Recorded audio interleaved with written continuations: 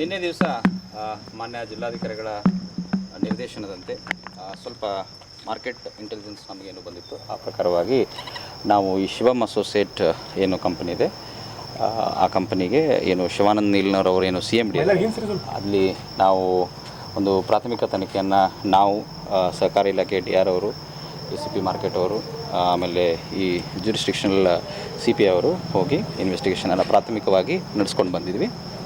ಆ ಪ್ರಕಾರವಾಗಿ ಒಂದು ವರದಿಯನ್ನು ನಾವು ಈಗಾಗಲೇ ಮಾನ್ಯ ಜಿಲ್ಲಾಧಿಕಾರಿಗಳ ಮುಖಾಂತರ ಸರ್ಕಾರಕ್ಕೂ ಸಹಿತ ನೀಡಿದ್ದೀವಿ.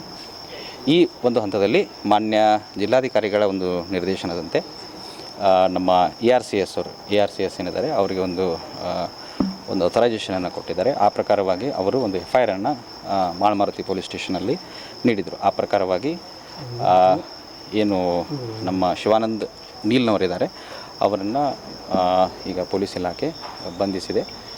ಸೊ ಇದು ಒಂದು ಅನ್ರೆಗ್ಯುಲೇಟೆಡ್ ಫಂಡ್ ಟ್ರಾನ್ಸಾಕ್ಷನ್ದು ಒಂದು ಕ್ಲಿಯರ್ ಕೇಸ್ ಇರೋದ್ರಿಂದ ಸಾಕಷ್ಟು RBI ಮತ್ತು SEBI ಗೈಡ್ಲೈನ್ಸಿಂದ ವೈಲೇಷನ್ಗಳು ಆಗಿದ್ದಾವೆ. ಸೊ ಪ್ರಾಥಮಿಕ ಈ ಹಂತದ ತನಿಖೆಯಲ್ಲಿ ಇಷ್ಟು ನಮಗೆ ಗಮನಕ್ಕೆ ಬಂದಿದೆ. ಸೊ ಇನ್ನಷ್ಟು ತನಿಖೆಯನ್ನು ನಾವು ನಡೆಸ್ಕೊಳ್ತೀವಿ. ಕೇಳಿ ಎಷ್ಟು ಕೋಟಿ ಟ್ರಾನ್ಸಾಕ್ಷನ್ ಆಗಿದೆ? ಅದು ಈಗ ನಿಖರವಾಗಿ ಅದನ್ನು ಯಾವುದೂ ಹೇಳೋಕ್ಕೆ ಆಗೋದಿಲ್ಲ. ಸದ್ಯಕ್ಕೆ ಪ್ರಾಥಮಿಕವಾಗಿ ನಮಗೆ ತನಿಖೆಗೆ ತಗೊಂಡು ಬಂದಿದ್ದೀವಿ. ಎಷ್ಟು ಠೇವಣಿದಾರರಿದ್ದಾರೆ ಅದರದ್ದು ಮಾಹಿತಿಗಳನ್ನು ಸ್ವಲ್ಪ ತೊಗೊಂಡು ಬಂದಿದ್ದೀವಿ.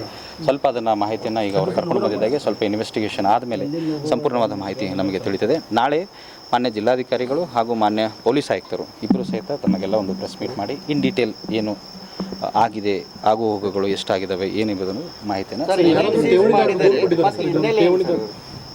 ಠೇವಣಿದಾರರು ಯಾರಾದರೂ ದೂರು ಕೊಟ್ಟಿದ್ದಾರೆ ಸರ್?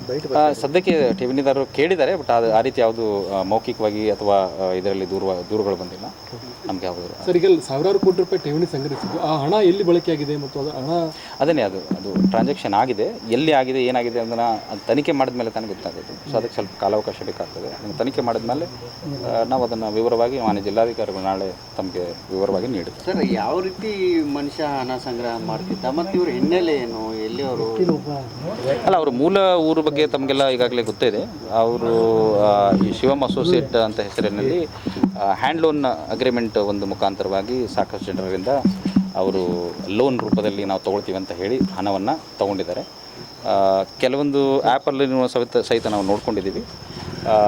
ಅದು ಎಷ್ಟು ರೂಪದಲ್ಲಿ ಬ್ಯಾಂಕ್ ಟ್ರಾನ್ಸಾಕ್ಷನ್ ಮಾಡ್ಕೊಂಡಿದ್ದಾರೆ, ಎಷ್ಟು ಕ್ಯಾಶ್ ರೂಪದಲ್ಲಿ ನೋಡ್ಕೊಂಡಿದ್ದಾರೆ ಅನ್ನೋದನ್ನು ಏನಿದೆ ಅದು ಸ್ವಲ್ಪ ಇನ್ವೆಸ್ಟಿಗೇಷನ್ ಆದಮೇಲೆ ಸಂಪೂರ್ಣವಾಗಿ ಮಾಹಿತಿ ಗೊತ್ತಾಗ್ತದೆ. ಅಂದಾಜು ಸರ್ ಎಷ್ಟು ಜನ ಇದ್ದಾರೆ ಅಂದಾಜು ಇಲ್ಲ, ನಾವು ವೆರಿಫೈ ಮಾಡಿ. ನೀವು ಉಲ್ಲೇಖ ಮಾಡಿದ್ರಿ 35,000 ಅನ್ನೋದು ಯಾವುದು? ಅದು ARCS ಅವರು ಮಾಡಿದ್ದಾರೆ. ARCS ಅವರು ಮಾಡಿದ್ದಾರೆ.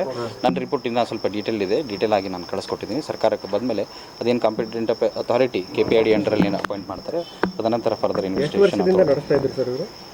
ಇದು ರಿಜಿಸ್ಟ್ರೇಷನ್ 2020 ಆಗಿದೆ ಸರ್. ಕೇಸ್ ಏನಾದರೂ ಹಸ್ತಾಂತರ ಆಗುತ್ತೆ? FIR-ದಲ್ಲಿ 2016 ಅದು ಮುಂದಿನ ಇದೆ. ನಾಳೆ ಅದ್ರ ಬಗ್ಗೆ ತಮಗೇನು ಇನ್ ಡೀಟೇಲ್ ಬೇಕಾಗಿದೆ, ಇನ್ ಡೀಟೇಲ್ ತಮಗೇನು ಅವಶ್ಯಕತೆ ಇದೆ ಎಲ್ಲವೂ ಸಹಿತ ಮಾನ್ಯ ಜಿಲ್ಲಾಧಿಕಾರಿಗಳು ಮತ್ತು ಪೊಲೀಸ್ ಆಯುಕ್ತರು ತಮಗೆ ನೀಡ್ತಾರೆ.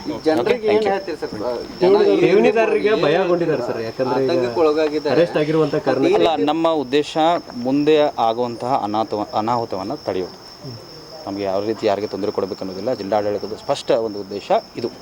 ಈಗ ಆಗಿರೋದು ಆಗಿ ಹೋಗಿದೆ, ಇನ್ನು ಮುಂದೆ ಈ ರೀತಿ ಜನರಿಗೆ ಅನಾನುಕೂಲ ಆಗಬಾರ್ದು, ತೊಂದರೆ ಆಗ್ಬೋದು ಅನ್ನೋ ಉದ್ದೇಶದಿಂದ ನಾವು ಈ ಕ್ರಮವನ್ನು ತೊಗೊಂಡಿದ್ದೀವಿ.